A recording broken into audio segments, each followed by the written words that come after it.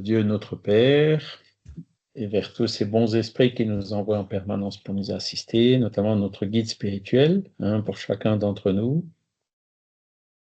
et qui ne nous demande de nous que d'utiliser notre volonté, de faire des efforts dans le sens du bien, dans le sens de l'apprentissage, dans le sens de l'élévation des pensées, dans le sens de la paix, de l'humilité, et donc qui rendront plus étroits les liens qui nous unissent à lui, grâce à quoi nous pourrons mieux ressentir son inspiration, son intuition, sa voix par tous ces moyens, et que nous puissions mieux connaître, mieux comprendre les lois naturelles, nous mettre en adéquation avec elles le plus possible, et ainsi évoluer, avancer, notre âme peut progresser et aller vers le bonheur. Et nous espérons que ces réflexions, ces lectures puissent aussi être bénéfiques pour les esprits qui pourraient se trouver parmi nous aujourd'hui.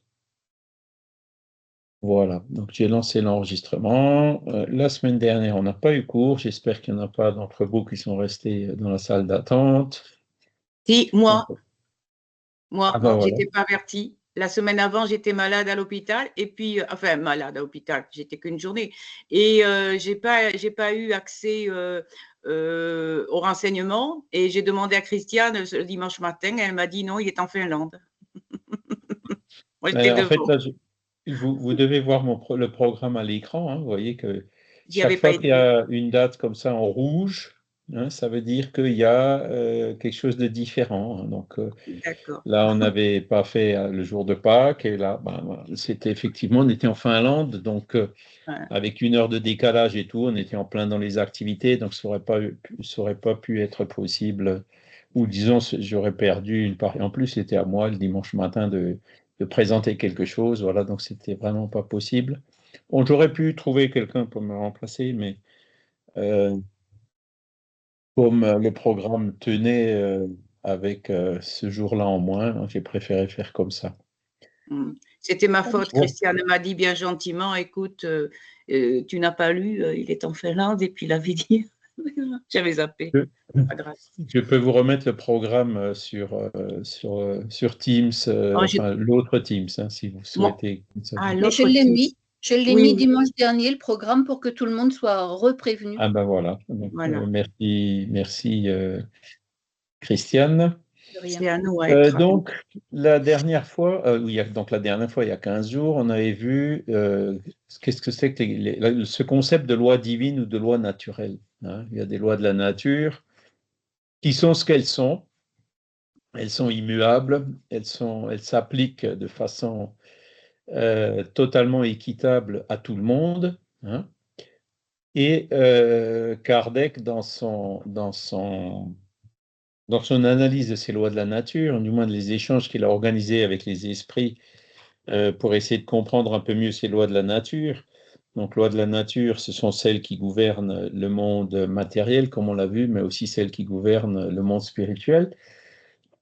Il les a classées en fait en 10 différentes lois de la nature, et donc c'est celles qu'on va étudier dans les semaines qui viennent. Vous voyez, il y a la loi d'adoration, il y a la loi de liberté, la loi de progrès, la loi de société, la loi de travail, la loi de destruction, la loi de conservation, la loi d'égalité, la loi de reproduction, et la dernière, la 10e normalement, qui est la loi de justice, d'amour et de charité. Alors Michel nous avait fait la remarque la dernière fois que la séquence là, c'était pas la même que celle qu'il y a dans le livre des esprits, donc c'est le livre 3e du livre des esprits où vous trouvez ces détails-là. Bon, on n'a pas modifié le cours encore, voilà.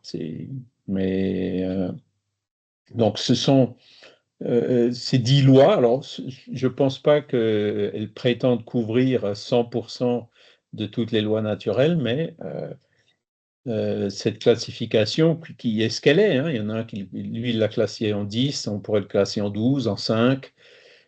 Tous les systèmes de classification dépendent de ceux qui les élaborent.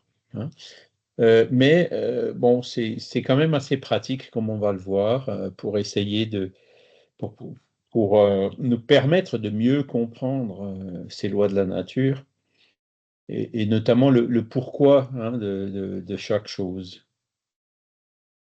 Et donc, aujourd'hui, on va voir la première, c'est la loi d'adoration. Alors, adoration, c'est un mot qui est peut-être un peu employé assez rarement. Bon, on va voir donc qu'est-ce que c'est que la définition de cette loi d'adoration, et notamment la prière, puisque la forme la plus courante de cette loi d'adoration, c'est la prière. D'accord? Alors, vous voyez qu'on n'est pas dans les lois physiques ou chimiques de l'humanité, hein. On est pardon, du monde matériel. On est dans, je vais regarder. On est dans des lois qui couvrent beaucoup plus largement que la matière, hein. La loi d'adoration, la prière, typiquement, eh ben, c'est quelque chose qui concerne plus l'esprit et le monde spirituel, mais qui, comme on le verra, a une action dans le monde spirituel dans une première étape, et a une action aussi par la suite dans le monde physique. Alors, on va voir qu'est-ce que c'est que la loi d'adoration, on va définir la prière, qu'est-ce que c'est et comment fonctionne la prière, et on va expliquer aussi l'efficace et l'action de la prière, comment qu'une prière fonctionne. Est-ce que c'est juste des paroles ou des pensées en l'air comme ça? Est-ce qu'elles ont un effet ou pas? C'est ce qu'on va voir, hein. Voilà. Alors, une définition simple de l'adoration, elle est donnée dans en réponse à la question 649 du livre des Esprits. Donc, cette question 649, elle est dans ce livre 3e, dans le sous-chapitre Loi d'adoration, et où on nous dit que l'adoration est l'élévation de la pensée vers Dieu. Par l'adoration, on rapproche son âme de lui. D'accord? Donc, élever notre pensée vers Dieu. En fait, c'est ça la prière. D'accord? C'est le fait de penser à Dieu. On a vu dans un cours précédent que Dieu existe, hein, qu'il n'y a pas d'effet sans cause, que rien ne peut sortir du néant, hein, qu'il faut forcément une cause première quelque part, et c'est cette cause première donc qu'on appelle Dieu dans le spiritisme, hein, c'est pas le petit bonhomme sur le nuage. Et donc, c'est le créateur de toutes choses, d'accord? Et donc, élever nos pensées vers Dieu, ben, c'est penser à lui, c'est quelque part élever, avoir des pensées élevées. Vous voyez, il y a le mot élévation, hein, donc on va vers le haut, hein, et on cherche à se mettre en syntonie avec ce créateur, d'accord? Et donc, par l'adoration, on rapproche son âme, enfin notre âme, hein, de Dieu. D'accord? Et c'est grâce à ce rapprochement que, comme je l'ai dit dans la prière, que l'intuition, l'inspiration, la voix de la conscience, toutes ces formes de médiumnité douce qu'on a tous, hein, sont activées, hein, et notamment par l'élévation de la pensée et puis la loi d'affinité qu'on a vu aussi. En élevant nos pensées vers Dieu, on se syntonise avec les bons esprits. D'accord? Si on fait l'inverse, qu'est-ce que pourrait être l'inverse de l'adoration? C'est la révolte, la violence ou autre. Et quand on est dans des pensées de révolte ou de violence, on fait l'inverse, quoi. Au lieu de rapprocher notre âme de Dieu, on s'en éloigne. Et alors là, qu'est-ce qui se passe? Par la loi d'affinité. Alors, le livre des esprits dit c'est nos guides spirituels qui s'éloignent de nous. En fait, moi, je pense que c'est faux. C'est nous qui nous éloignons de nos guides spirituels. Et partant de là, à partir du moment où on se rabaisse, on ouvre la porte à des influences qui viennent de plus bas, qui viennent d'esprits qui sont moins élevés. Et donc, on ouvre la porte à des perturbations, à des suggestions de mauvaises pensées, etc. D'accord? Donc, vous voyez que l'adoration, c'est pour nous maintenir en syntonie Alors, on dit c'est avec Dieu, puisque Dieu, comme il est omniprésent, hein, il entend toutes nos prières, mais il y a aussi beaucoup d'intermédiaires entre Dieu et nous, même si on n'en a pas besoin, hein, il faut faire la prière, on peut faire la prière directement à Dieu, il n'y a pas de mal à ça, et en plus ça fonctionne, puisque comme Dieu est omniprésent, il entendra notre prière, même si on est rien que sur cette planète 8 milliards d'incarnés. Bon, il n'y en a pas 8 milliards qui prient, malheureusement, mais si on en a une bonne quantité qui prient, ben, l'omniprésence, l'omniscience de Dieu lui permettra de nous suivre et de suivre aussi les milliards d'habitants, des milliards d'autres mondes habités dans l'univers. D'accord? Voilà. Donc la prière, l'adoration, c'est pas quelque chose de théorique, c'est pas quelque chose de fictif, hein, c'est quelque chose de réel qui conditionne nos pensées, qui conditionne notre conscience et qui soit l'adoration nous lie avec les bons esprits, alors que l'inverse, hein, le manque d'adoration, si on ne prie pas ou si on a des pensées basses, mais c'est plutôt l'inverse qui se produira, quoi, hein. On sera plus en but, plus sollicité par de mauvaises influences et des mauvais esprits. D'accord? Alors pourquoi la loi d'adoration est une loi naturelle, hein? C'est la question 652. Parce qu'elle est le résultat d'un sentiment inné chez l'homme. C'est pourquoi on la retrouve chez tous les peuples, quoique sous des formes différentes. Alors ça, ben, c'est vrai, hein, l'homme préhistorique pratiquait déjà le culte des ancêtres, hein. Chez les Égyptiens, les Grecs, on voit la prière et l'adoration partout, chez les Celtes aussi, hein. Et puis donc, jusqu'à aujourd'hui, hein, il y a toujours eu ce sentiment inné en l'homme, et même quand on découvre des peuplades isolés, hein, des tribus indigènes ou autres, dans pratiquement toutes, hein, on retrouve des pratiques qui correspondent en fait à cette loi d'adoration. Donc c'est quelque chose qui est inné, hein, c'est quelque chose qui est donc en nous, qui fait quelque part partie de nous, et donc c'est pour ça que c'est un des motifs supplémentaires pour lesquels Kardec a classé cette loi de l'adoration parmi ses lois naturelles. D'accord? Alors, question 653. La véritable adoration est dans le cœur, dans toutes vos actions.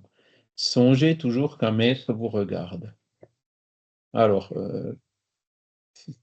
bon, moi, quand j'étais petit, j'allais à l'église, je voyais beaucoup de gens qui étaient là-bas, beaucoup de gens qui étaient sincères, d'autres qui semblaient un peu moins sincères. Et moi-même, hein, quand j'étais petit, j'allais à l'église parce que ça faisait plaisir à mon grand-père et parce qu'il y avait toujours une petite récompense au retour, quoi, hein. Donc, j'étais là-bas, mais j'avais la tête ailleurs, je regardais la montre pour voir quand est-ce que ça s'arrêtait, à force de répéter toujours la même chose, etc.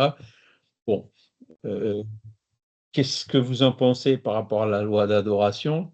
Bon, c'est pas ça, hein. La vraie adoration, c'est celle, alors on dit dans le cœur, hein, mais c'est vraiment ce qui sort de nous, hein, qu'on va chercher au plus profond de nous-mêmes, hein, dans cette élévation de pensée, d'accord? Et ça ne se limite pas à réciter des prières, à suivre un chapelet, hein, de façon machinale et mécanique, sans que le cœur, c'est-à-dire l'intensité des pensées, y soit associée. D'accord? C'est pas comme ça que ça fonctionne. La vraie adoration peut être toute simple, hein, beaucoup plus courte, mais vraiment, il faut qu'il y ait le cœur ou le sentiment et donc l'émission des pensées qui l'accompagnent. Alors, je ne dis pas que enfin, les meilleures prières sont les prières en fait qui sont inspirées, qui sont spontanées, qui viennent du fond de nous-mêmes. C'est pas toujours facile à faire, hein. Euh, je connais des personnes qui ont du mal à faire des prières inspirées et qui ont commencé à faire des prières lues, hein, ou apprises par cœur, mais qui, chaque fois en faisant l'effort d'y associer la pensée, hein, par exemple le Notre Père, dans l'Évangile selon le spiritisme, vous avez le Notre Père développé. Hein. Que ton règne vienne, par exemple. Qu'est-ce que ça veut dire? Bon, eh ben, vous avez une demi-page ou une page d'explication de tout ce qu'il y a derrière cette simple phrase. Hein, parce que le Notre Père, la prière dominicale, elle est extrêmement condensée et on n'arrive pas toujours à comprendre tout le sens.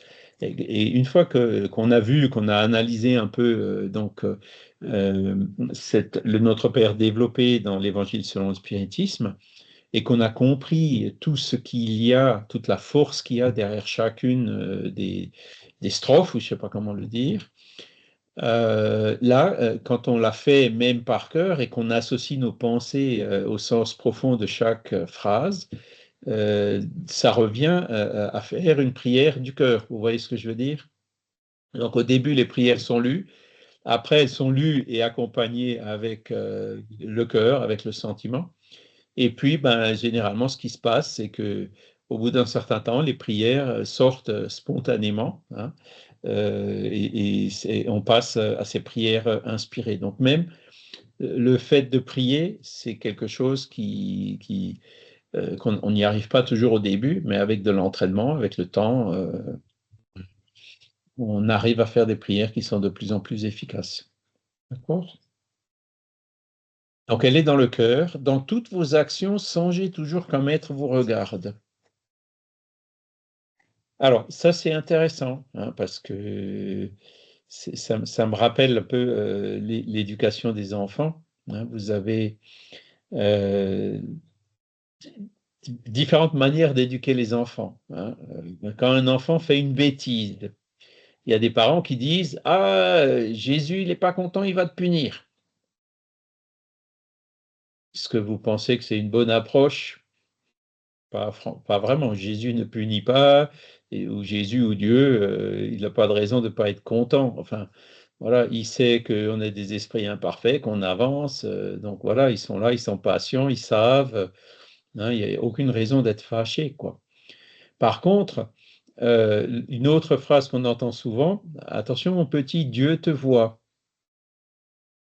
Là, c'est beaucoup plus profond. Hein, ça touche beaucoup plus.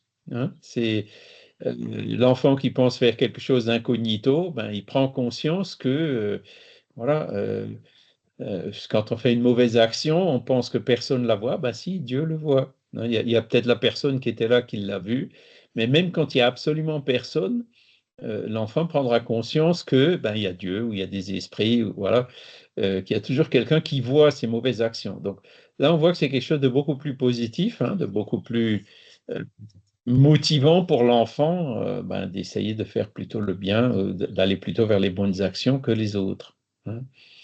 Alors là, on dit un maître vous regarde. Bon, le maître, évidemment, c'est un mot un peu, les esprits, les guides spirituels, Dieu, voilà. Hein. L'avantage, Dieu, il est à l'infini. On a parfois un peu de mal à aller jusqu'à l'infini. Donc, beaucoup de personnes prient Jésus. Jésus, c'est un peu l'intermédiaire entre l'infini et nous, même s'il est encore très éloigné. Et ensuite, on a encore d'autres intermédiaires qui sont, par exemple, les guides spirituels. Donc, beaucoup de personnes prient aussi le guide spirituel parce que c'est quelque part un intermédiaire entre nous et Jésus. Hein, c'est le plus proche. Après, on peut aussi prier des proches, des parents. Hein. Quand je parlais de mon grand-père, voilà, c'était quelqu'un de très pieux. J'ai toujours beaucoup d'admiration vis-à-vis de lui. On peut aussi prier le grand-père. Voyez. Donc, cette loi d'adoration, c'est vers Dieu, mais pas exclusivement. Hein. Chacun le fait un peu comme il le sent au mieux. Hein. C'est quelque chose de très personnel. Vous n'avez pas besoin de prier à voix haute, par exemple. Vous pouvez prier par la pensée, mais vous pouvez aussi prier à voix haute. Hein. C'est comme vous vous sentez le mieux. Évidemment, quand vous êtes quelque part où il y a beaucoup de personnes, si vous êtes, je ne sais pas, à l'hôpital ou un endroit où vous avez envie de prier, vous ne le ferez pas forcément à voix haute pour ne pas déranger les personnes qui sont autour de vous. Hein. Donc, les formes sont vraiment multiples. Hein. Il n'y a pas de recette, hein. Il n'y a pas d'obligation, il n'y a pas d'interdit. hein. Il faut vraiment le faire dans des conditions qui, pour nous, sont les plus propices justement à cette élévation de pensée. Je vais vous citer un autre exemple. Il y a des personnes, pour prier, ils aiment bien mettre une bougie ou un autre objet, hein, ou prier devant une icône ou quelque chose comme ça. Bon, d'autres n'en ont pas besoin.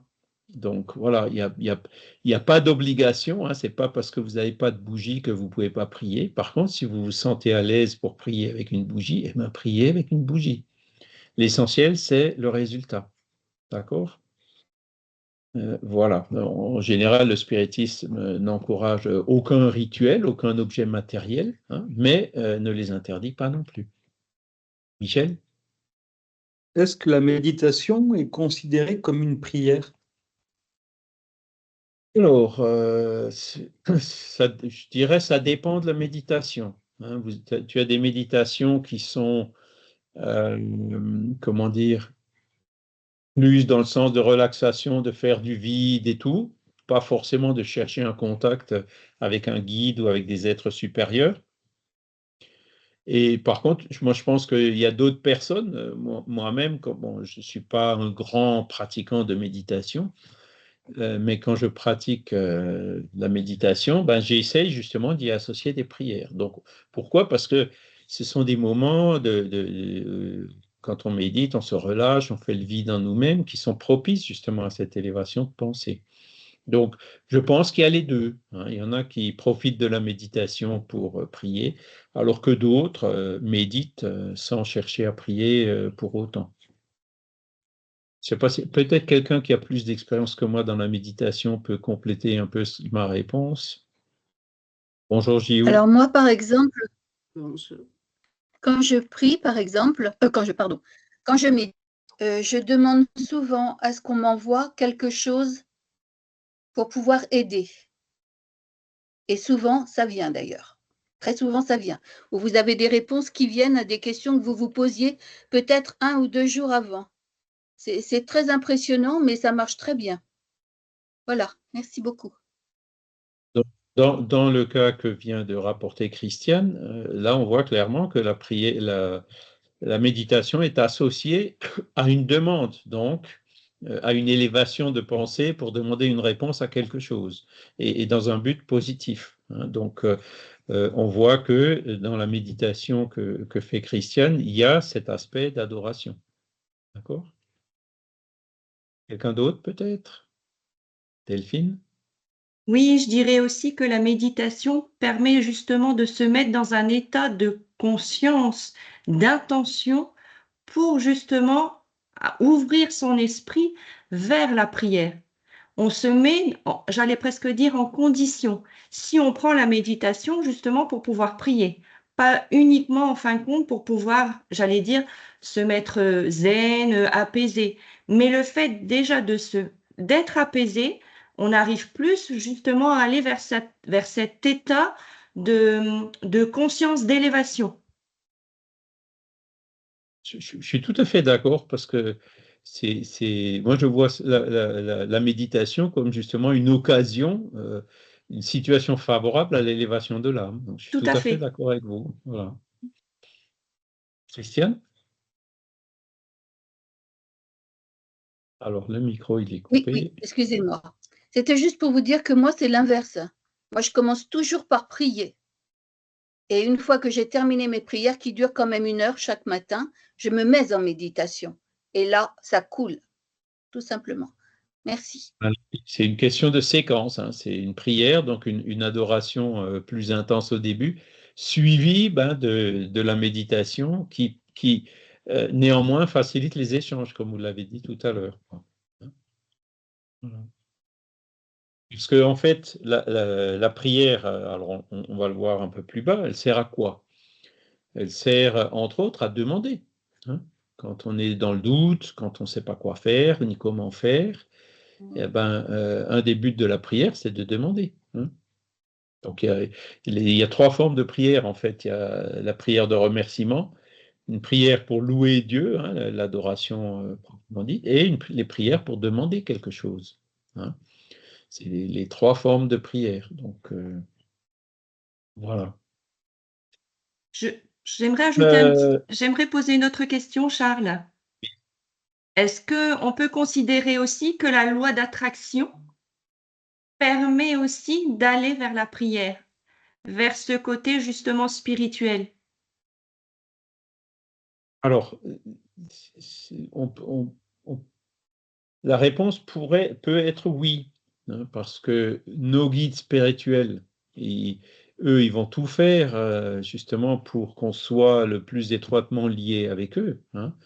Donc, quelque part, ils vont nous inspirer la prière. Et si on répond à cette inspiration, on va se rapprocher d'eux et puis l'inspiration va augmenter. Vous voyez ce que je dis? C'est comme un cercle bénéfique, hein. Par contre, si on est perturbé par des esprits qui cherchent à nous embêter, eux, ils vont plutôt faire l'inverse, quoi. C'est-à-dire, ils vont nous, oh non, ça sert à rien, ou t'as pas le temps, ou chercher à détourner nos pensées, justement, pour pas qu'on les élève, parce que si on élève nos pensées, ils vont perdre le contact vis-à-vis de nous, toujours en vertu de cette même loi d'affinité, vous voyez. Et donc après, au milieu de tout ça, ben, il y a nous, hein.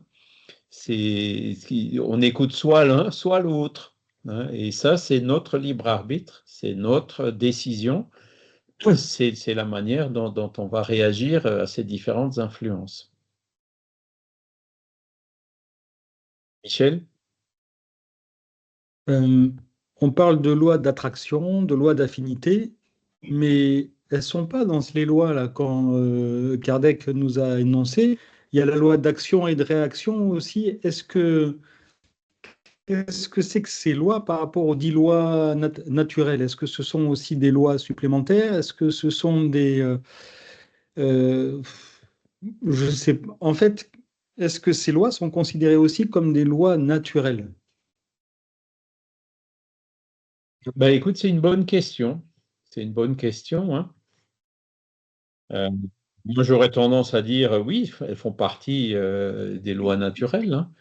Euh, mais c'est une bonne question, hein, tu vois. Il faudrait que j'y réfléchisse un peu plus pour pouvoir mieux te répondre, hein. C'est pour ça que je disais au début que ces 10 lois, c'est les lois divines, hein, naturelles. C'est une manière de les classer, mais effectivement, après, il y en a beaucoup d'autres, hein. Les lois physiques ou alors même la loi d'affinité, la loi d'action et de réaction, qui sont des lois qui fonctionnent aussi à la fois dans le plan physique et dans le plan spirituel. Donc, oui, moi j'aurais tendance à dire que ce sont aussi des lois naturelles. Alors pourquoi elles ne sont pas dans ces 10-là? Là, il faut que je réfléchisse un petit peu pour essayer de vous amener la meilleure réponse. Je pense que bah, c'est une manière de voir les choses dans un sens ou dans l'autre, tu vois ce que je veux dire? Euh, mais ça fait partie de l'ensemble, c'est clair. Je dirais plutôt que c'est des lois naturelles, en effet, qui complètent avec les lois, j'allais dire, de ce que l'on trouve justement au point de vue de la spiritualité, mais ces lois qui ne sont pas justement citées font plus partie du développement personnel. Et ce développement personnel permet aussi d'évoluer, de faire évoluer la personne et d'aller vers le spirituel. Ah, ce serait Oui. ma propre, voilà, ma propre vision. Alors, la compréhension de ces 10 lois telles qu'elles sont listées là euh, permet justement c'est ce qu'on a vu il y a 15 jours, hein. Euh, L'homme n'est malheureux que lorsqu'il s'écarte de l'harmonie avec les lois naturelles. Et le bonheur, on l'acquiert en étant en conformité, en harmonie avec ces lois naturelles. D'accord? Donc, ça, je dirais, c'est euh, une règle générale aussi. Maintenant, moi, ce que je dirais, c'est par exemple, bon, ben, la loi d'affinité, c'est plus, ou la loi de l'action et de la réaction, je dirais que ce sont des lois un peu plus, comment dire ça, je suis ingénieur, donc je vais utiliser un mot d'ingénieur, c'est des choses un peu plus mécaniques, vous voyez ce que je veux dire? Alors que la loi d'adoration, la loi de destruction, la loi de conservation, on voit qu'on est sur des choses qui sont moins mécaniques, mais qui sont plus globales. Vous voyez? Alors, je ne veux pas dire que, par exemple, la loi d'affinité, c'est une loi accessoire, ce serait aller trop loin. Mais voilà, en fait, il faut réfléchir un petit peu sur voilà, pourquoi est-ce que Kardec il a mis ces 10 lois-là, et puis a priori, il y en a encore d'autres qu'il n'a pas mis là, pourquoi il ne les a pas mis là. Je pense qu'effectivement, c'est un bon sujet de réflexion. Mais j'avoue que je ne suis pas capable de répondre de façon claire à cet instant. Franck? Oui, bonjour. Oui, je voulais réagir par rapport au problème de la loi d'attraction. C'est vrai que Allan Kardec n'en parle pas, il parle de la loi d'affinité. Je pense que c'est une chose qui a son importance. Par contre, j'ai beaucoup de mal à faire rentrer un petit peu des éléments de développement personnel, entre guillemets, dans la doctrine spirit. Alors, je suis peut-être un peu le vilain petit canard, hein, mais je suis anti-développement personnel total, parce que c'est une immense arnaque.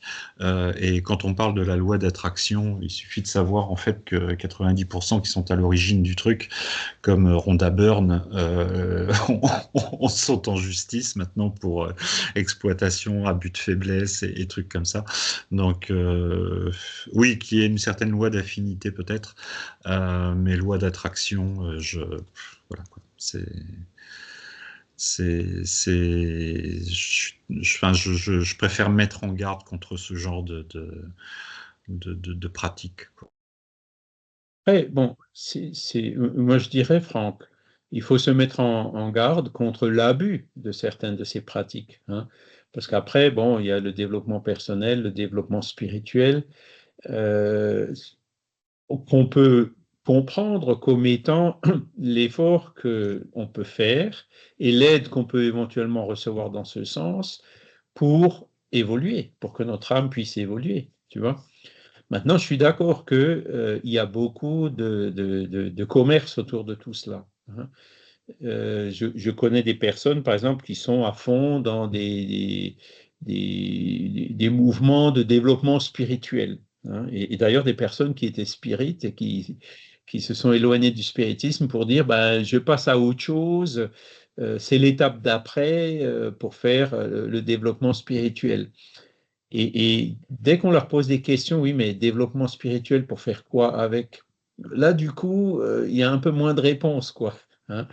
Le spiritisme, il ne cherche pas à vendre comme le spiritisme ne vend rien, déjà, pour commencer. Et ensuite, ben, il est là pour nous expliquer justement ces lois naturelles et pour nous permettre de comprendre qu'est-ce qui fait qu'on se retrouve plus ou moins heureux selon les circonstances ou selon ce qu'on aura pu faire ou penser à un moment donné. D'accord? C'est des choses qu'on ressent intuitivement, mais que le fait de les conceptualiser nous permet effectivement d'avancer sur ce chemin de l'évolution de l'âme, hein. Parce que il faut. Jésus, il a dit tu aimeras ton prochain comme toi-même. D'accord?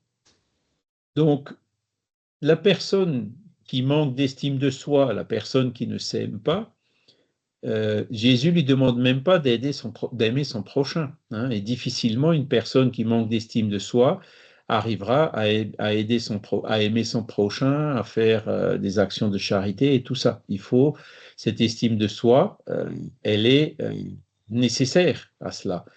Maintenant, l'abus dans lequel on tombe souvent et qui exploite justement beaucoup de commerçants qui justement profitent de la faiblesse de certaines personnes, c'est des choses que le spiritisme se refuse absolument de faire, hein. Ils préfèrent apprendre à pêcher plutôt que de donner du poisson. Ils préfèrent donner les éléments de compréhension, les outils, hein, pour permettre à chacun d'évoluer plutôt que de mettre des sparadraps ou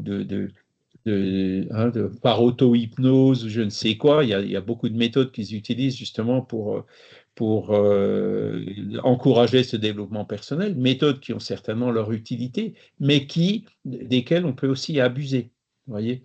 Et donc, par rapport à cela, beaucoup de personnes qui recherchent ce développement spirituel ou ce développement personnel, en fait, pensent essentiellement à eux. Alors, je ne dis pas que c'est mauvais, mais dès que la personne, par exemple, dit ou pense, pour pouvoir aimer mon prochain, il faut d'abord que je m'aime moi-même beaucoup, là, on tombe déjà dans un travers qui est ce que j'appelle la charité conditionnelle. Il faut d'abord que je m'aime beaucoup et après, j'aimerai mon prochain. Ou alors, il faut d'abord que je sois très riche et après, je donnerai de l'argent aux autres. Vous voyez, la plupart du temps, quand on voit ce genre d'attitude, on voit que on n'est jamais assez riche, on ne s'aime jamais assez pour pouvoir commencer à donner ou à aimer les autres. Donc, c'est quelque part ce genre de méthode peut aussi, si on n'y porte pas attention,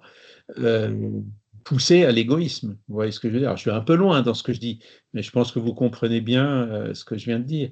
Et Jésus, quand il a dit il faut aimer ton prochain comme soi-même, comme toi-même, ça veut dire quoi? Ça veut dire si on ne s'aime pas, on n'arrivera pas à aimer notre prochain. Mais dès qu'on s'aime un peu, il faut qu'on aime notre prochain. Il faut vraiment que l'amour du prochain suive notre estime de soi. D'accord? Et en le voyant comme ça, là, oui, on est vraiment dans la croissance de l'âme, sans être obligé de passer par cette phase un peu égoïste qui, justement, la freine cette évolution de l'âme. Et c'est surtout ça que beaucoup de personnes qui abusent cherchent à vendre. Pensez d'abord à vous-même. Oui. On le voit partout, ce genre d'attitude, et c'est par rapport à celle-là qu'il faut être très prudent. Alors, je ne dis pas qu'une personne qui a une très profonde manque d'estime de soi n'a pas besoin de certaines techniques d'auto-hypnose, de visualisation ou autres pour sortir justement de cette phase compliquée qui peut être associée à de la dépression ou autre. Mais de là à continuer à les utiliser, même une fois qu'on est sorti du trou, c'est là où il faut être vigilant, quoi, pour ne pas glisser du mauvais côté.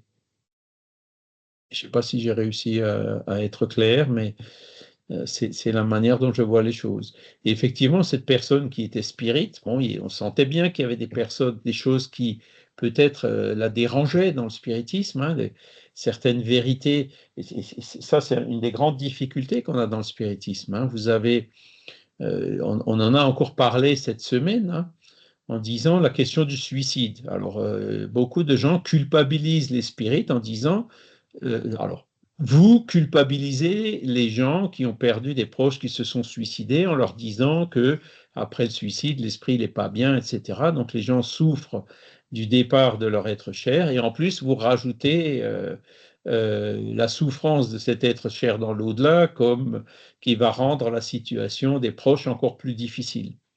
J'entends très bien cet argument-là, mais d'un autre côté, est-ce qu'il faut pour autant cacher les faits? Est-ce qu'il faut pour autant mentir? Mentir, je dirais non. Mais vous avez beaucoup de gens qui disent, puis j'ai encore vu ça récemment sur Facebook quelque part, là, dans des posts, on le voit partout. Ah non, les esprits qui se suicident, ils sont pris en charge, ils sont ci, ils sont ça, ils sont autre chose. Ou alors une dame qui écrit des livres, mon fils s'est suicidé, au bout de 6 mois, il s'est communiqué, c'est devenu un esprit de lumière. Là, on voit qu'il y a des informations qui sont envoyées et qui ne correspondent pas à la réalité de ce que nous, on constate. Donc là, on est vraiment déjà dans le mensonge. On embellit artificiellement les choses, peut-être avec une bonne intention pour essayer de rassurer un petit peu les personnes qui souffrent du départ d'un proche par le suicide. Mais le danger de ce genre d'approche, quand on dit non, on se suicide, mais tout va bien après, c'est que les personnes qui réfléchissent pas et qui sont dans des difficultés se disent bon, si tout va aller bien après, je vais me suicider. Vous voyez? Donc, le danger d'embellir trop la situation et de cacher la vérité peut avoir malheureusement l'effet contraire, c'est-à-dire d'inciter des personnes à se suicider, et puis de faire encore plus de proches malheureux, etc. Donc, en vouloir aider, en fait, on finit par faire l'effet inverse. Et donc, moi, je préfère suivre, comment dire, cette inspiration qu'il y a eu à l'époque de la codification, avec l'esprit de vérité et tout, qui ont inspiré Kardec. Bon, par exemple, le ciel et l'enfer, il est ce qu'il est. Dans la deuxième partie, vous pourrez lire des témoignages d'esprits suicidés. Voilà, la situation, elle est compliquée. Donc, ça nous fait comprendre que c'est pas une bonne porte de sortie. Il vaut mieux éviter. C'est pas pour culpabiliser, vous voyez, c'est pour prévenir. Et je pense que s'ils ont fait ça comme ça, c'est parce que c'est encore la meilleure approche qu'une approche qui consiste à embellir artificiellement les choses dans un but de rassurer, mais qui finit par, à terme, pour faire l'effet inverse. Voilà. C'est des questions compliquées, donc il ne s'agit pas de juger, il ne s'agit pas de culpabiliser, il ne s'agit pas de condamner, mais il ne s'agit pas non plus d'embellir artificiellement, alors qu'on puisse éventuellement, comment dire, s'abstenir de dire la vérité, hein, c'est mentir par omission, entre guillemets. On peut encore l'admettre, quoi. Mais de là à embellir artificiellement la situation, personnellement, je pense que ça va trop loin. Vincent? Oui, tout ça, ce sont des mots, mais quand ça se traduit, alors ça se traduit souvent par du chantage au départ. Les gens disent ouais, ça va pas, moi je vais me suicider, je vais passer sur un passage piéton et je vais me faire écraser. Il y a du chantage avant. Alors, si tu arrives en leur disant, bah, si tu te suicides, tu resteras avec tes problèmes, puis ça sera peut-être même pire après. C'est pas très porteur, quoi. C'est pas très sympa. Je suis d'accord avec toi, mais si c'est la vérité, est-ce qu'il faut la cacher? Parce qu'à côté d'un qui dit ce sera pire, il y en a un autre qui dit oups, il a peut-être raison, je vais peut-être mieux m'abstenir de le faire. Mais l'essentiel dans ces cas-là, c'est quand une personne parle du suicide, et ça c'est l'OMS qui le dit, c'est pas moi, hein, c'est là où il faut être très vigilant, parce que la plupart des personnes qui se suicident en parlent avant. Hein, c'est une minorité de cas qui, comme ça, boum, part, se suicide sans avoir donné des signes avant. Et c'est quand on reçoit ces signes qu'il faut non pas lui dire attention, c'est pire, ou même si on lui dit attention, la situation de l'homme est compliquée, c'est lui dire écoute, voilà ma main, qu'est-ce que je peux faire pour t'aider? Hein, proposer de l'aide. Quels sont tes problèmes? Est-ce que je peux aider à résoudre tes problèmes? Est-ce que je peux te donner de la force et du Charles, courage? si tu proposes la main à la personne, si c'est une femme en l'occurrence, tu lui proposes le mariage. Non, non, moi je lui propose pas le mariage, hein. Non, non, je suis pas d'accord. Non, mais tendre la main, ça veut dire proposer de l'aide ou tout Oui, simplement je écouter. plaisante. Rien que le fait de demander comment ça va, hein, ils ont vu que le fait qu'une personne s'intéresse à eux, parce que beaucoup de ces personnes qui sont comme ça dans ces situations de suicide, il y a un vide, se sentent seuls et tout. Une personne qui s'intéresse à eux et qui les écoute, hein, rien que ça, déjà, c'est une aide assez colossale. Alors, tendre la main, évidemment, c'était imagé. Franck? Oui, Charles, corrige-moi si je me trompe, mais j'ai entendu, enfin j'ai lu le résumé d'un rapport sur l'état du spiritisme au Brésil dernièrement, qui montre en fait énormément de difficultés, une chute de l'intérêt pour cette doctrine en particulier, de grandes difficultés à recruter ou à intéresser les jeunes, et en fait le spiritisme reste une sorte de doctrine un peu élitiste, intellectuelle, et parmi les solutions qui étaient proposées, c'était d'adapter finalement, et on est encore un peu dans ce domaine, c'est-à-dire on est toujours dans le nivellement par le bas, d'atténuer un petit peu la vérité pour que ce soit mieux présenté. Alors pourquoi je dis ça? Parce que je retombe sur mes pattes par rapport à la discussion. Je pense que la vérité, si elle existe, elle doit être présentée telle qu'elle. Quand on commence à édulcorer les choses, c'est pas je pense que c'est pas une bonne approche. Effectivement, quelqu'un qui veut se suicider et qui vous fait du chantage, moi je suis totalement sur une position de lui dire, bah écoute, si tu veux le faire, fais-le, mais ce sera pire après, quoi. Donc, alors la personne entend ou la personne n'entend pas, mais faut pas commencer à jouer avec la vérité, quoi. C'est oui ou c'est non. C'est Tu pas utilises le mot édulcoré. Moi, je dis toujours, il faut mettre un peu de sucre de temps en temps. Ouais, mais Moi, je bon. dis, tout dépend de l'intention, hein. C'est vrai qu'il ne faut pas non plus choquer les gens, hein. Bah pourquoi pas? Choquer les gens, ça réveille un petit peu, parce qu'on vit dans une apathie là qui est insupportable. Sur le plan spirituel, c'est du gna gna gna, c'est du gna gna gna. C'est pénible. Je vais prendre un autre exemple, un exemple qui est encore plus difficile. Le suicide, c'est un sujet difficile, mais il y en a un autre qui est encore plus difficile, c'est l'avortement. Dans le livre des esprits, il y a marqué, c'est clairement écrit, noir sur blanc, à la question 900 et quelques, l'avortement est un crime. Est-ce qu'on peut le dire comme ça ici en France? Non, on ne peut pas, c'est faux, puisque ce n'est pas un crime, l'avortement est autorisé par la loi, l'IVG dans certaines conditions. Donc, tu vois, il faut bien adapter un petit peu la forme. On ne peut pas dire l'avortement, c'est un crime. Moi, je me mets à la place, quand tu as 100 personnes dans une salle, il y a 50 hommes, 50 femmes, et ben des 50 femmes, il y en a 40%, donc 20, qui ont fait au moins un avortement dans cette vie, dans leur vie. Donc, si tu leur dis l'avortement est un crime, mets-toi à leur place. Tu leur mets une claque, tu leur mets un coup de poing. Tu vois, c'est beaucoup trop brutal, beaucoup trop violent. Tu vois, il y a des moyens de dire la vérité. Par exemple, on peut dire l'avortement est une erreur ou l'avortement n'est pas la meilleure solution. Des manières de le dire qui choquent moins. Tu vois. Donc, moi, je suis encore assez ouvert à ça en disant, OK, il faut quand même adapter un petit peu le langage. Mais de là à dire que non, l'avortement, il n'y a pas de problème, là, parce que définitivement, on rentre dans...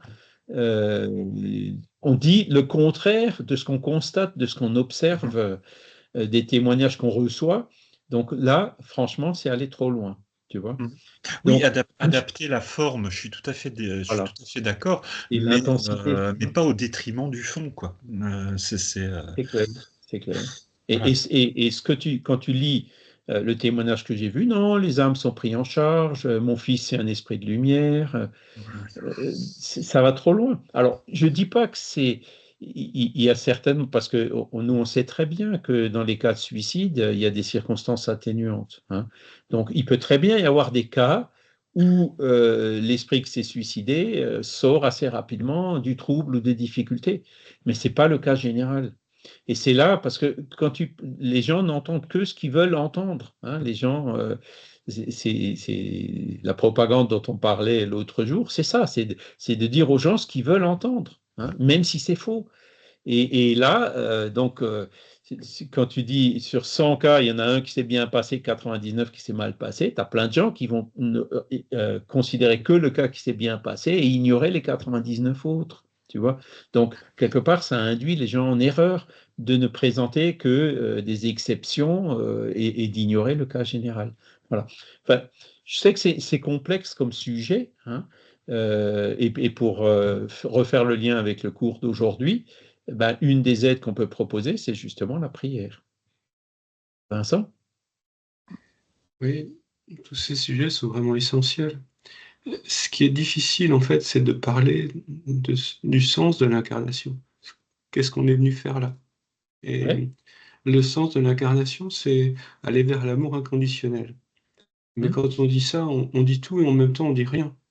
C'est-à-dire que comment aller vers l'amour inconditionnel, c'est en se défaisant de toutes les formes d'égoïsme. Et le suicide est aussi une forme d'égoïsme. Le fait alors, moi, j'ai du mal aussi avec l'avortement. Moi, je parle avec des jeunes femmes qui n'ont pas aucune idée de ce que c'est qu'un avortement. Et je leur rappelle simplement que l'acte de l'avortement, c'est une aspiration du bébé, du fœtus, quoi, de l'embryon. C'est une aspiration, on aspire, quoi. On aspire Oui, le ça, gamin oui. et on le rejette. Et c'est assez violent. Quand on leur explique ça, elles se rendent compte que l'acte même Mhm. de l'avortement, c'est aussi physique, quoi. C'est aussi quelque chose qui se fait. Et je leur explique que si elles attendent trop longtemps et que c'est un avortement thérapeutique, on va être obligé de découper le gamin avec quelque chose qui coupe et puis l'aspirer par petits morceaux. Donc là, c'est concret et ça permet de mettre les choses dans leur contexte. C'est quand même un être à naître, c'est un enfant, c'est l'humanité qu'on est en train de détruire. Et elles ont pas d'idée de ce que ça peut être un avortement. Et ça permet de remettre les choses dans leur contexte. Mhm. Je pense Alors, qu'on a tout intérêt à communiquer sur le fait d'aller vers l'amour inconditionnel et que toutes ces formes de, d'égoïsme font partie, par exemple le suicide en fait partie, et beaucoup de comportements que nous avons à épurer sont ces comportements, plus on va les épurer, plus on pourra aller vers l'amour inconditionnel. C'est-à-dire que aimer nos ennemis, ben, c'est pas un mot, il faut vraiment le faire. Et puis, on peut même aller plus loin. On peut faire confiance à nos ennemis pour nous dire la vérité, pour nous dire ce que, ce qu'on renvoie aux autres. Et on peut comprendre pour soi le chemin qui reste à faire. Et il y a plein de choses comme ça qu'on peut proposer sans pour autant culpabiliser, parce que c'est vrai que la religion chrétienne est assez culpabilisante. voilà. Alors que le spiritisme, lui, il veut pas culpabiliser, il veut éclairer, hein, c'est-à-dire, parce que la clé de tout ça, c'est le matérialisme ou le spiritualisme. La personne qui est matérialiste, qui ne croit pas avoir une âme, ça ne la dérangera pas le moins du monde. Comme moi, par exemple, si on m'enlève une tumeur ou un abcès, bon, ben, s'il peut le trucider, l'aspirer, si c'est une chose, tu vois, ça ne me touchera pas du tout. Alors que si je sais que c'est un être vivant, qui a déjà un esprit qui est incarné dans l'embryon en développement, c'est ça la clé qui fait réfléchir autrement, tu vois. Ça va plus Et loin, donc, Charles. Le matérialisme, c'est pas forcément une mauvaise chose. On a besoin, pour respecter le corps, d'avoir un abri et d'avoir de quoi manger. Ça, c'est la base. Quand ces besoins de base sont satisfaits, on peut aller vers une forme de spiritualité. Mais tant que ces besoins de base ne sont pas satisfaits, il ne s'agit pas de culpabiliser la personne qui est dans la rue et qui dort sous les ponts en lui disant il faut aller vers la spiritualité. Cette personne, elle a besoin déjà de manger et d'avoir un toit. c'est pour ça que la spiritualité est encouragée par le spiritisme, le sens de la vie encouragé par le spiritisme, c'est dire on se réincarne dans un corps matériel qui a des besoins matériels qu'il faut respecter, il faut prendre soin de son corps, etc. Mais l'essentiel, le but de tout ça, c'est l'évolution de l'âme, parce que c'est C'est ce qu'il y a ça. de plus important. Ça ne veut pas dire que le matériel, que le corps n'est pas important, au contraire, il faut en prendre soin. Mais il ne faut pas non plus s'y attacher outre mesure ou penser que tout est dans le corps. C'est le matérialisme dont je parle, c'est celui-ci, celui qui dit il n'y a pas d'âme, tu vois. C'est Et c'est celui-là qui est le interprétatif. plus grand stimulant à l'égoïsme. Mm. Si après la mort tout est fini, ben j'en profite un maximum quand je suis vivant, quitte à passer par-dessus les autres, hein.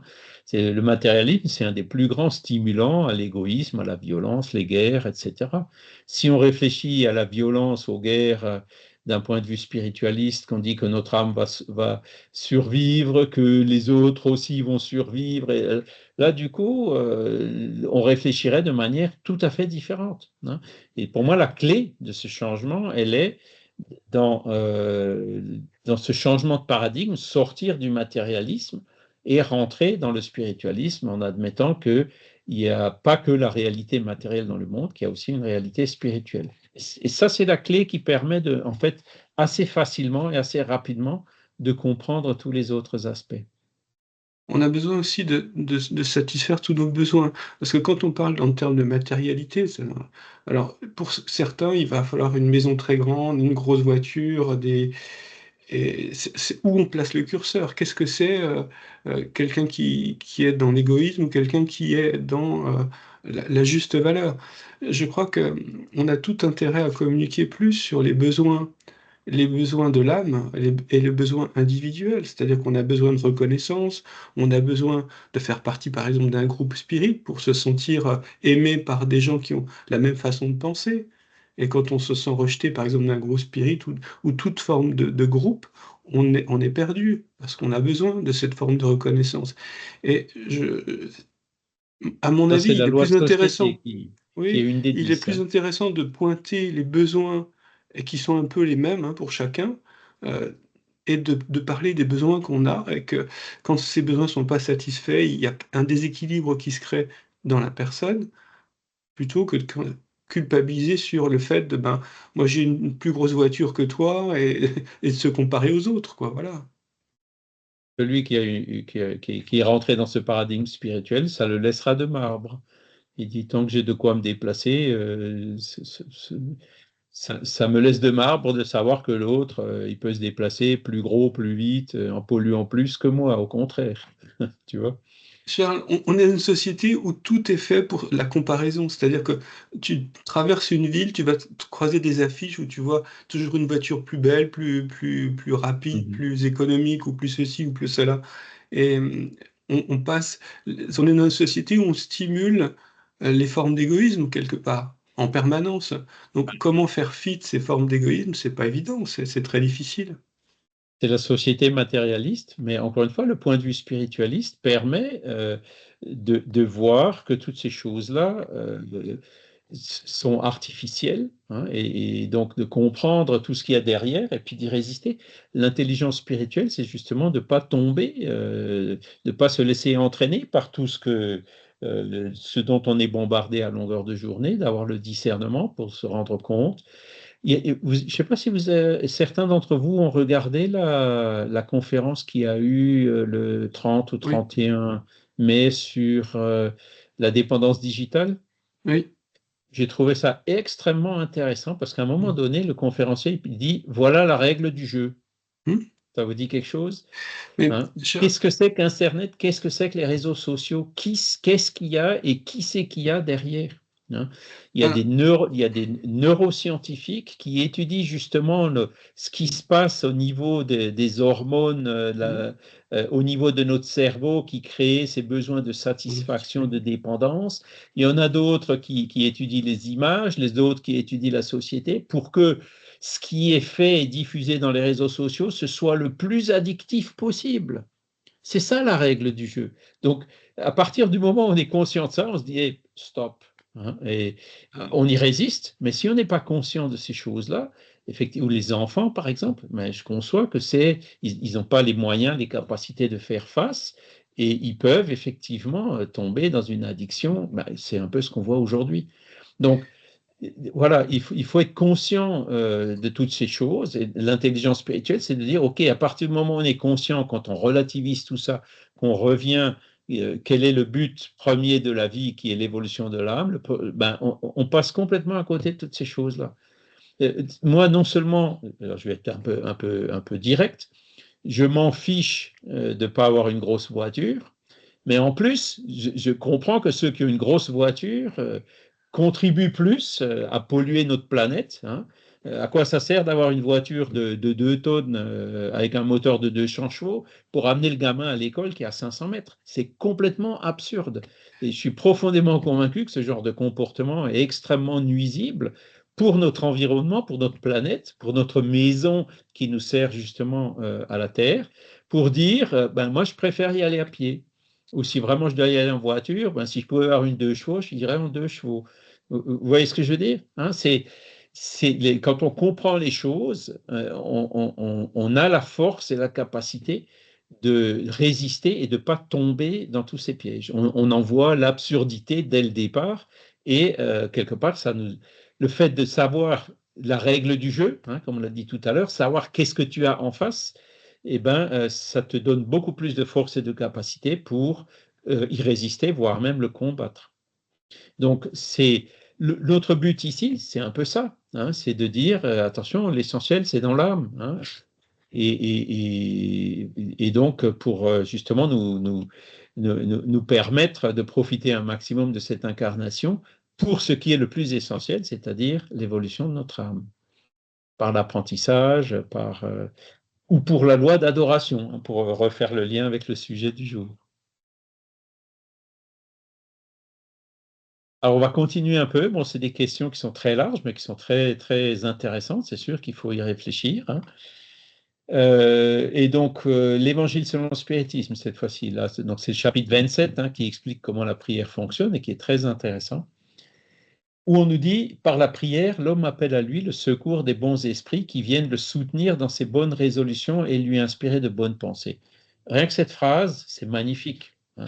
On est tout seul au milieu du désert, eh ben, hop, on élève notre pensée, on prie, on peut le faire même au milieu du désert. Qu'est-ce qui va se passer? Ben, il y a plein d'esprits qui vont venir nous aider.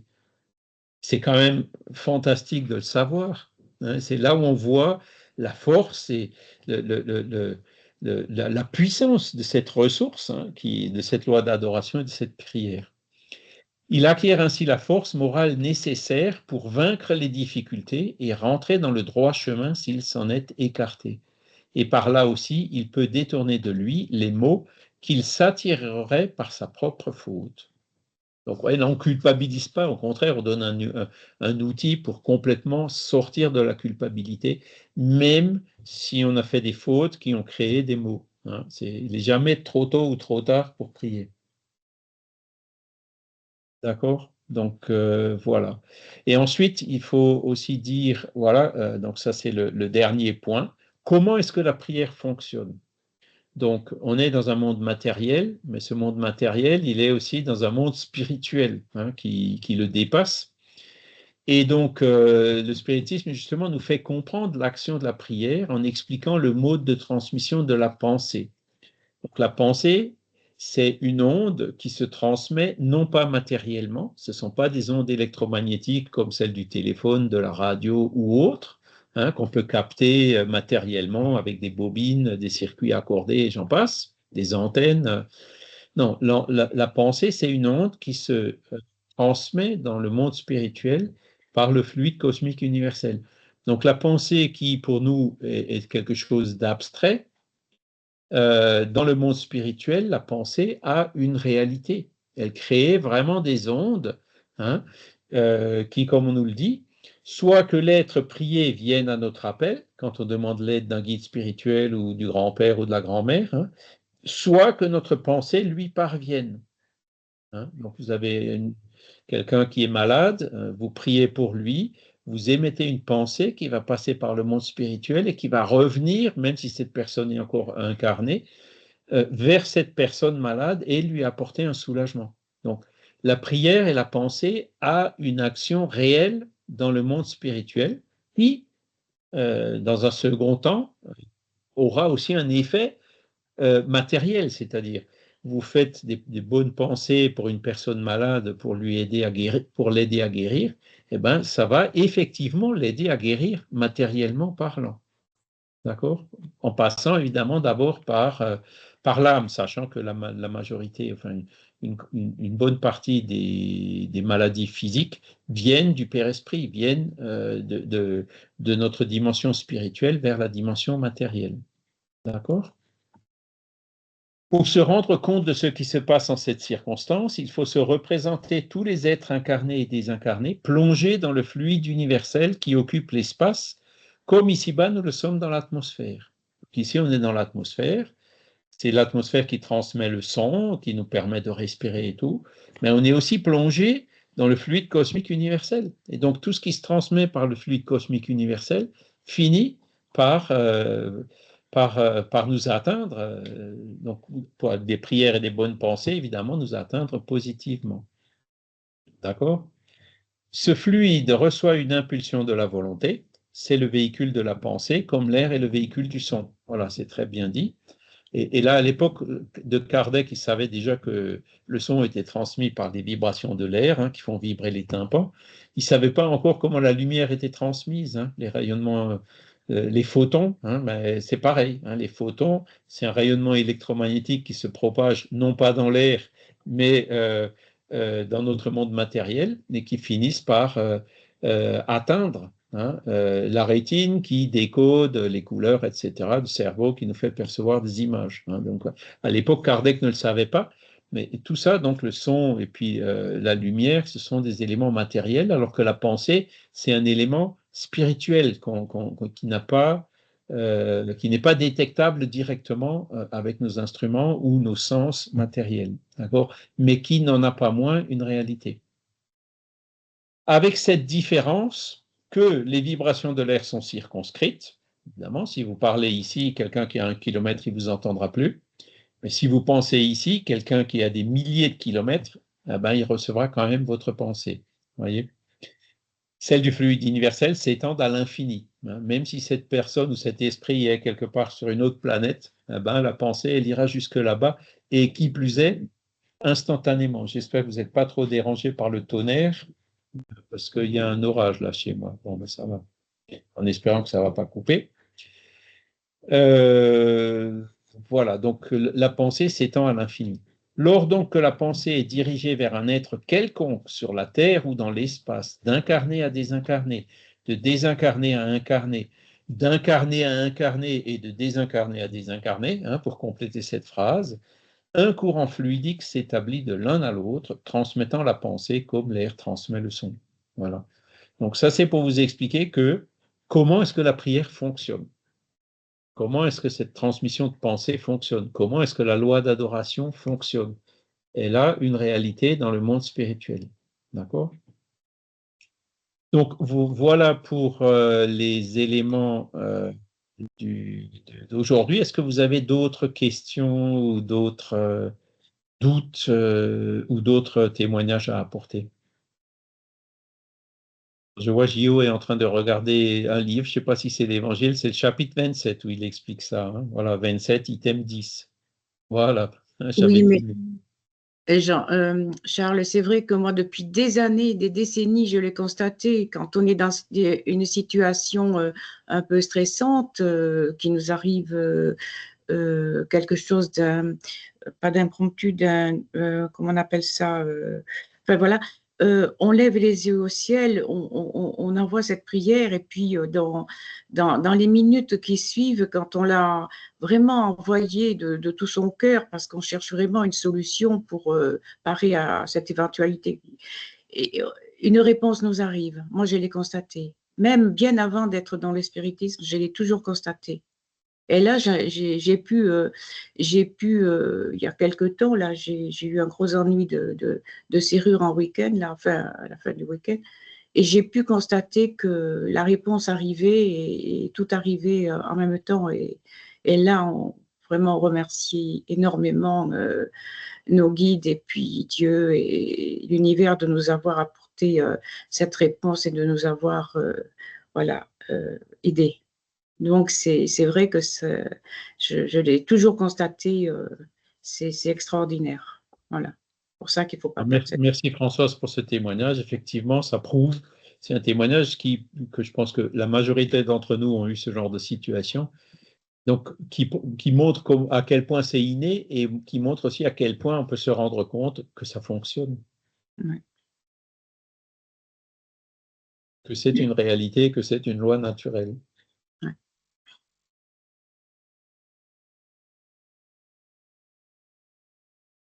Un autre témoignage ou une autre question?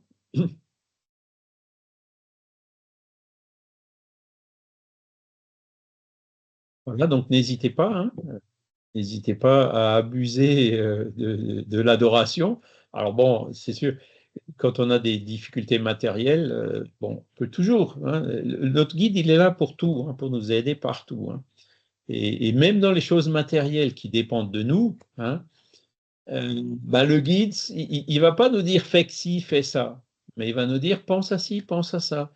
Et c'est vrai que souvent, quand il y a des difficultés, quand il y a des problèmes, il y a notre analyse et notre réflexion que le guide peut très facilement aider pour nous faire converger vers la bonne cause ou la bonne solution. Vous voyez? Donc, même pour des choses matérielles, alors il ne faut pas non plus pour un oui ou pour un non dire « Ah ben non, tant que mon esprit ne me dit pas ce qu'il faut faire, je ne ferai rien ». Il y a d'autres personnes qui ont ce genre de biais, mais qui ne font rien sans consulter un médium voyant ou quelque chose comme ça. Donc ça, ce sont des choses à éviter absolument.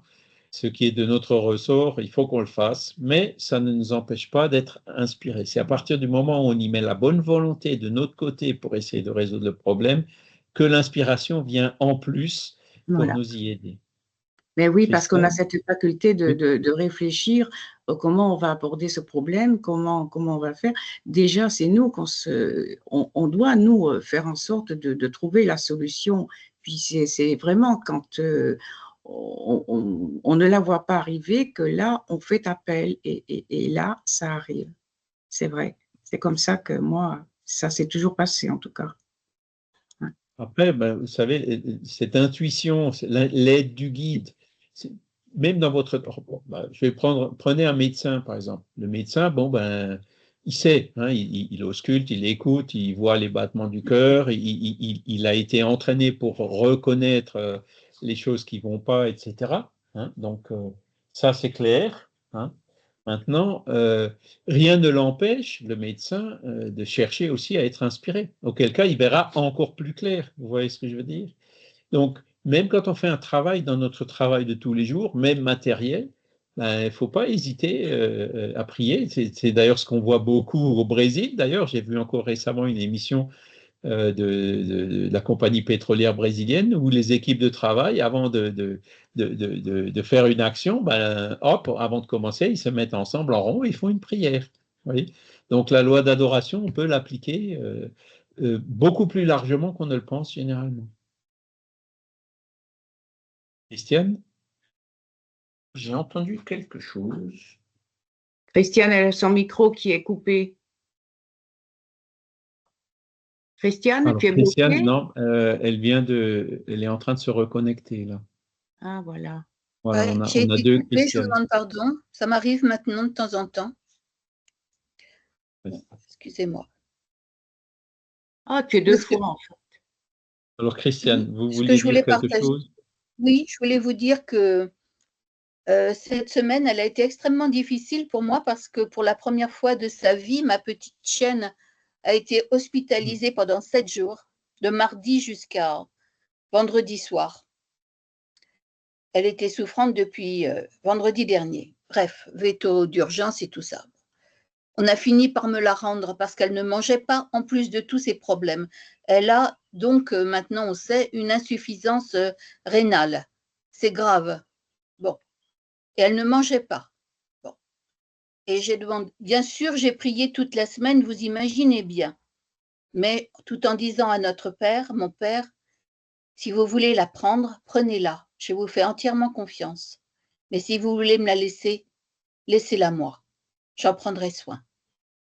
Et comme elle ne mangeait pas, alors j'ai essayé le steak haché, j'ai fini par lui faire avaler.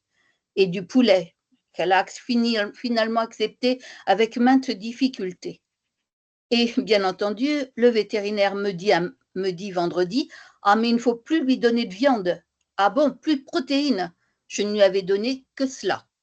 Je rentre chez moi, évidemment le vétérinaire n'avait pas les croquettes exprès pour les reins, donc il a fallu que je les commande. J'espère les recevoir début de semaine prochaine. Et en attendant, je lui ai donné des croquettes gastro-intestinales qu'elle ne mangeait pas. Donc j'ai demandé, aidez-moi, il faut absolument qu'elle mange. Et j'ai eu l'idée, merci, je sais que ça vient de vous, de faire tremper ces croquettes dans de l'eau chaude. Et maintenant, je lui donne croquette par croquette, imbibée d'eau, et elle les mange. Donc ma petite bête, elle reprend vie. Voilà. Comme quoi, on est toujours aidé. Vous savez, tout à l'heure, on disait, un maître vous regarde. Oui, il nous regarde pour ce qu'on fait de mal, mais il est là aussi pour tout ce qu'on fait de bien. Il est toujours là pour nous tendre la main. Ils sont toujours à notre écoute, quoi qu'on fasse. Et si on pense faire du mal, demandons l'aide. Ils nous la donneront. Voilà. Merci beaucoup. Merci, Christiane. Alors, je ne sais pas si c'est de transmission de pensée aussi au niveau des chiens. Il y en a une qui est venue, là, je pense que vous la voyez. Et elle a tout simplement peur du tonnerre. Voilà, donc elle se sent plus rassurée près de nous quand il y a du tonnerre. Voilà. Ben, écoutez, merci beaucoup. Hein.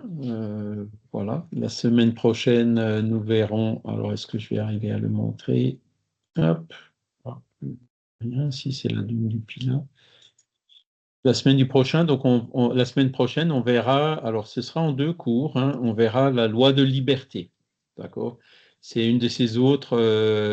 C'est la deuxième donc de ces 10 lois selon Kardec. Donc, il y aura liberté de pensée, de conscience, libre arbitre, responsabilité. Et il y aura donc la loi de liberté, la fatalité.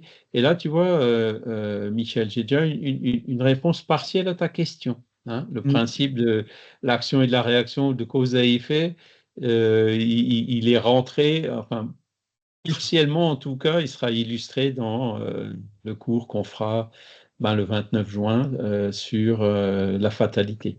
Voilà. J'ai trouvé la réponse à ma question, Charles. Oui, Parce alors que vas-y. j'ai un petit peu cherché intéressé. aussi, oui. Dans la question 614 du livre des esprits, la loi naturelle et la loi de Dieu, c'est la seule vraie loi pour le bonheur de l'homme. Elle lui indique ce qu'il doit faire ou ne pas faire. Donc en fait, les lois naturelles, c'est ce que nous devons faire ou ne pas faire pour être heureux ou malheureux.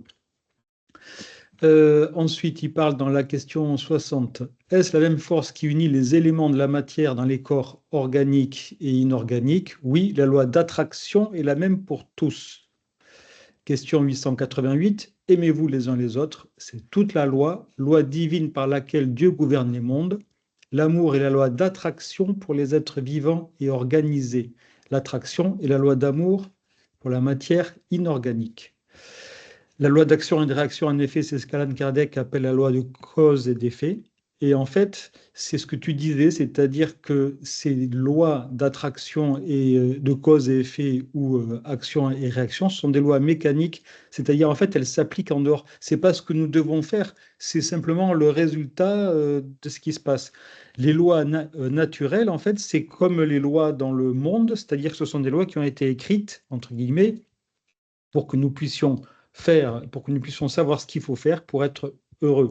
Et en fait, la loi d'attraction et d'action et de réaction, ce sont des lois qui ne font que s'appliquer dans le sens général. Nous, on n'y est pour rien, on ne peut rien faire. Elles s'appliquent. Point. Voilà. Ce sont des lois mécaniques. C'est ce que tu disais. Voilà, merci. Merci. Je pensais un petit peu à ce genre de... Mais bon, comme tu nous as apporté la réponse, je suis tout à fait d'accord avec ce que tu dis. Voilà, merci beaucoup.